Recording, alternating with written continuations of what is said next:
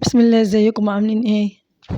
يا رب تكونوا بخير، يا رب ان شاء الله بخير. حبايب قلبي، انا جايبه لكم مقتطفات بس من يوم فرح اسلام ابني. الاكل اللي انا عملته لاخواتي والضيوف والناس يعني اللي جايين، مقتطفات بس كده بشارككم معايا يعني. فحاجه كده بسيطه كده. معايا لحمه طبعا، دي اللي هي بعصجها بتاع الجلاش. اللهم صل وسلم وبارك عليك يا حبيبي يا رسول الله. صلى على سيدنا محمد اشرف خلق الله. طبعا يعني كده اعصج اللحمه. أنا والله يعني أنا قُلت والله العظيم يعني أنا باحب أشاركه في كل حاجة.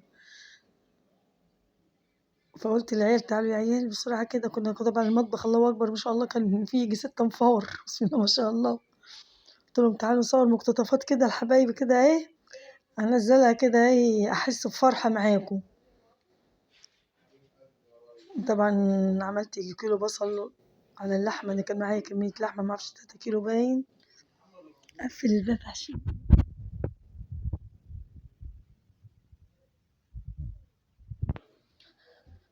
وفلفل أخضر وأحمر. ده بعصّجها عشان أعمل بيها الجلاش. ودي التوابل بتاعتي بابريكا، فلفل أسود، بهارات. طبعًا كميات عشان طبعًا معايا كمية يعني الحمد لله حلوة. ودي حبة جوزة الطيب كده صغيرة بتدي ريحة حلوة للتعصيجة. أصلًا الفيديو مش كبير ولا حاجة. حبايب قلبي يا رب عقبال ولادكم يا رب وتسعدوا، والبنات العسلات اللي عندي وحبايبي اللي مش متجوزة يا رب ربنا يسعدها يا رب وتتجوز، والشباب كلهم حبايب قلبي الصغيرين ربنا يسعد الجميع.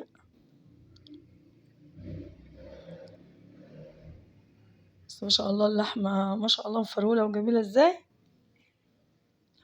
لا إله إلا الله. بس كده احط عليها حبة الفلفل دول يدوها لون كده حلو. وطبعا المية اللي بتاع الفلفل. الحمد لله اللي فيه منتج، لو ما فيش منتجة في الفيديو كنت سمعته بقى ما شاء الله الأصوات بس الحمد لله يعني. بس خلص كده ايه تعسكت اللحمة. ودي طبعا بوريكم الفراخ والبطاطس.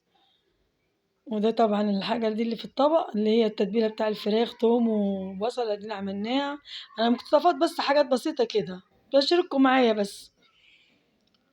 عملنا الخلطة كده بصل وتوم وده البصل ده والفلفل ده بتاع البطاطس. البطاطس طبعا عملناها في الفرن ناشفة. ودي الفراخ اهو بلا. وده الجلاش واحنا بنعمله السجان اللي هي الكبيرة. قاعدين على فكرة في المطبخ في الأرضية. يلا بقى يلا حبايب قلبي بوريكم بس اهو عشان البت طبعا ولاد اخواتي كانوا بيعملوا معايا. ودي الفراخ اهو حرصناها كده في السجان وحطيناها برضو في الفرن لفيناها بورقتين. ودي البطاطس صواني البطاطس لما طلعت. ودي الجلاش اهو لسه هيتحط في الفرن بعد ما خلص. وده الحاجة بعد ما طلعت. وعقبال أولادكم أجمعين يا حبايبي كلكم حبايبي.